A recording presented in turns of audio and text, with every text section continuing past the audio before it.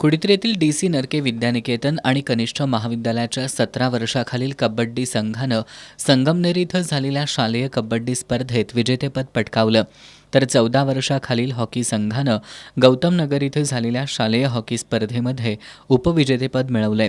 विजयी संघातील खेळाडूंचं महाविद्यालयाचे प्राचार्य A.M. पाटील, प्रशासन अधिकारी B.R. आक्कीवाटे यांनी स्वागत केलं.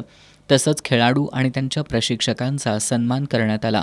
त्यानंतर या विजयी संघातील खेळाडूंची वाद्यांच्या गजरात सांगरूळ फाट्यापासून विद्यानिकेतनपर्यंत विजयी रॅली काढण्यात आली. यावेळी 52 खेळाडू राज्यस्तर तर 15 खेळाडू यांनी राष्ट्रीय स्तरावर मजल मारल्याचं प्राचार्य पाटील यांनी सांगितलं. या वर्षात kabaddi, hockey, kho kho, rifle shooting, handball, football, table tennis या खेळांमधून देखील विद्यार्थ्यांनी राज्य व राष्ट्रीय पातळीवरती मजल मारली आहे. यावर्षी तब्बल 52 खेळाडू राज्यस्तर तर 15 खेळाडूंनी राष्ट्रीय स्तरापर्यंत मजल मारली आहे.